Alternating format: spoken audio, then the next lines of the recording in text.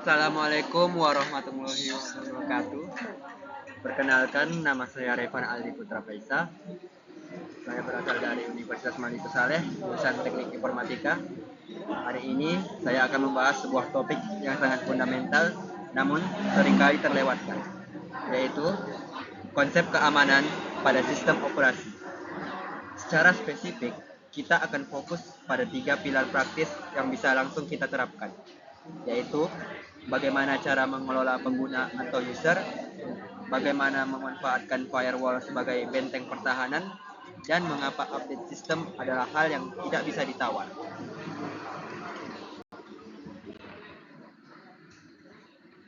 Sebelum kita masuk ke teknis, mari kita samakan persepsi. Mengapa ini penting? Bayangkan, sistem operasi seperti Windows, Linux, atau macOS sebagai fondasi sebuah rumah. Jika fondasinya retak atau mudah dibobol, maka tidak peduli seberapa canggih isi rumah tersebut, semuanya tetap beresiko. Keamanan OS bertujuan untuk menjaga 3 hal yang dikenal sebagai CIA triad, yaitu confidentiality, integrity, dan availability. Kerahasiaan berarti data pribadi kita tidak bisa diintip oleh orang yang tidak berhak. Integritas berarti data kita tidak bisa diubah-ubah sembarangan. Dan ketersediaan berarti sistem kita harus siap sedia saat kita butuhkan, tidak tiba-tiba mati karena serangan.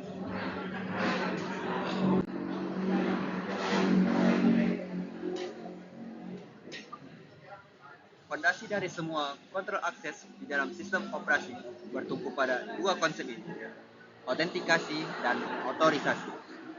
Autentikasi adalah proses sistem bertanya, siapa Anda? Ini adalah saat Anda memasukkan password atau menggunakan sidik jari. Setelah sistem percaya siapa Anda, barulah otorisasi bekerja. Sistem akan bertanya, oke, karena Anda adalah si A, apa saja yang boleh Anda lakukan? Ini yang menentukan apakah Anda bisa membuka folder keuangan atau hanya bisa mengatur folder dokumen biasa. Sederhananya, autentikasi adalah saat Anda menunjukkan KTP pada Satpam. Otorisasi adalah saat Satpam memberikan Anda kartu akses yang hanya bisa membuka pintu ruangan Anda, bukan ruangan direktur. Ini adalah gerbang keamanan internal kita. Prinsip paling penting di sini adalah principle of least privilege atau hak akses minimum. Artinya, jangan pernah memberikan akses lebih dari yang dibutuhkan.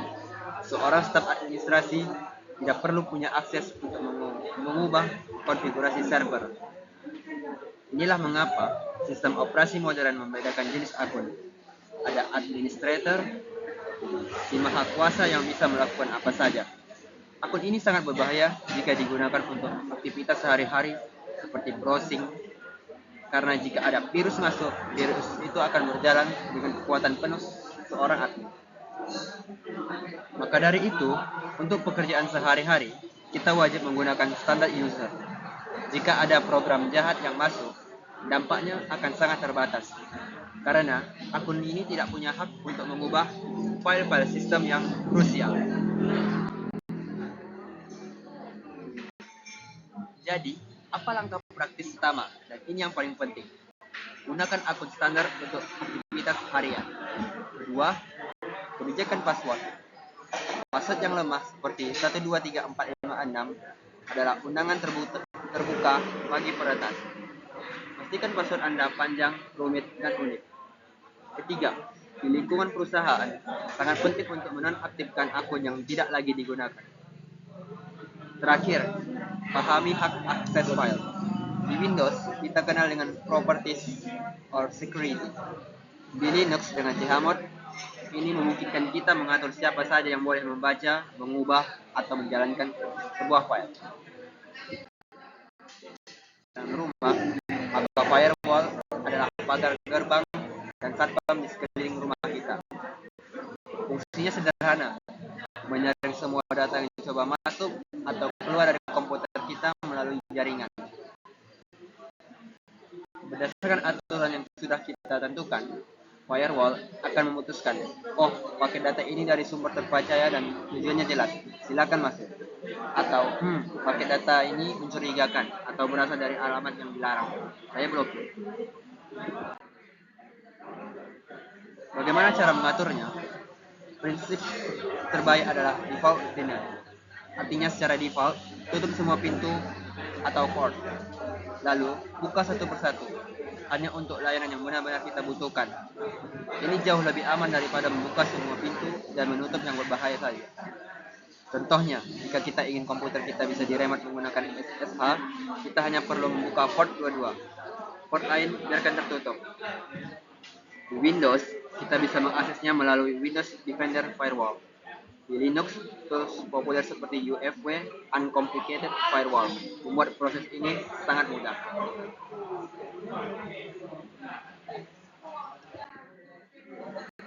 Yang terakhir adalah update system. Bayangkan, software itu dibuat oleh manusia, dan tidak ada manusia yang sempurna. Terkadang, ada kesalahan dalam kode yang menciptakan celah atau vulnerability. Para peretas ini sangat aktif mencari celah tersebut. Ini adalah sebuah perlombaan. Pengembang merilis tambalan atau patch untuk menutup celah, sementara peretas berlomba untuk mengeksploitasinya sebelum ditambal. Kasus ransomware WannaCry yang melumpuhkan banyak perusahaan besar di seluruh dunia beberapa tahun lalu, ini terjadi karena mengeksploitasi celah di Windows yang sebenarnya tidak ada tambalannya. Banyak sistem menjadi korban hanya karena mereka menunda untuk update. Jadi, menunda update itu sama saja seperti kita tidak tahu ada jendela yang rusak di rumah kita, tapi kita membiarkannya begitu saja.